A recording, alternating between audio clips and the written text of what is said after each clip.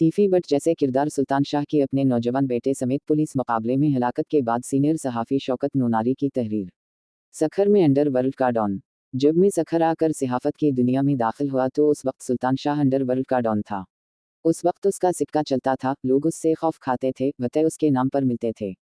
जब मैं उससे मिला तो हैरान रह गया, एक ही थप्पड़ में ढेर हो जाने वाला जिस्म, हड्डियों का ढांचा, बदन पर गोश्त तक नहीं, सांस में ही पूरा।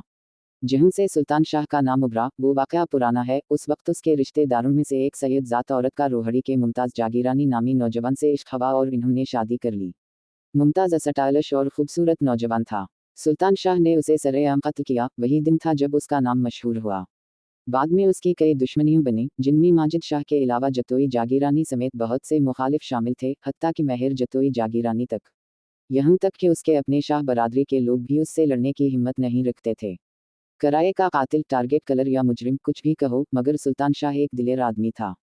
उसका किरदार कैसा भी रहा हो, मगर ताकतवर लोग भी उसकी इज्जत करते थे। वो ताकतवर लोगों को चैलेंज करता था, मगर उसके खौफ के आगे कोई दम नहीं मार सकता था। जैसे मैरों को अपने ही घर से लगी थी, वैसे ही सुल्तान शाह की दुश्मनी अपने ही भाई के दामाद माजिद शाह से हो गई, जो पहले उसका दाईं हाथ था। सुल्तान शाह ने उनके भी कई आदमी मार डाले। इससे पहले सुल्तान शाह का जवान बेटा खुदकुशी कर गया था, मगर उसने वो सदमा भी बर्दाश्त कर ली।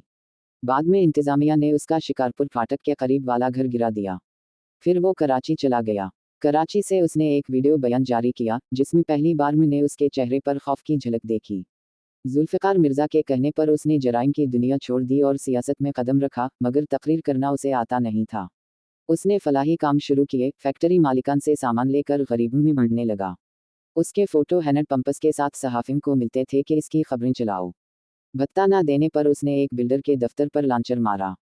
वो खौफ और वहशत का व्यापारी था, डर और दहशत से कमाना जानता था। आखिर में जब उसने जराइम छोड़ दिए तो भी पाथारीदारी करता था, जराइम पेशा अनासिर की सरपरस्ती। बदनाम जमाना डाकू और मुजरिम उसके आसताने पर लड्डू खेलते नजर आते थे। वो टारगेट कलर्स का माई बाप था, कराए के कातिल उसके जेर असर थे। उसे हर जुर्म, हर हरकत की खबर रहती थी। शहीद रानी बेनज़ीर भुट्टो की शहादत के वक्त मशकूक इशारे देने वाले खालिद शहनशाह के पुरस्कार कत्ल में भी किसी ने बताया कि सपारी उसे ही दी गई थी। इसने कई घर उजाड़ दिए। आखिर में उसने रॉबिन हुड का किरदार अदा करने की नाकाम कोशिश की, गरीब नवाज बनने की। लेकिन वो बीमारियों का घर बन गया, ना जाने कितनी बीमारियां उस पर हमला आवर हुईं, बोलने के काबिल भी ना रहा। सखर के गॉडफादर सैयद खुर्शीद शाह से उसकी दुश्मनी कोई पोशीदा बात नहीं थी।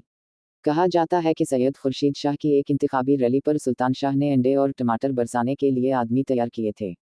ये खबर खुर्शीद शाह को मिली और खुर्शीद शाह दुश्मनी कभी भूलता नहीं। पुलिस के हाथों मारे जाने से पहले अपनी आखिरी वीडियो में सुल्तान शाह ने खुर्शीद शाह और माजिद शाह दोनों के नाम लिए। उसके साथ उसका जवान बेटा भी पुलिस के हाथों मारा गया।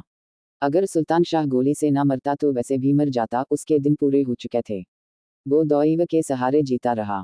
उसके साथ ही सखर की अंडरवर्ल्ड का एक बाब बंद हो गया। बुरे का अंजाम बुरा। संदही से उर्दू तर्जुमा जी एम हैदरी।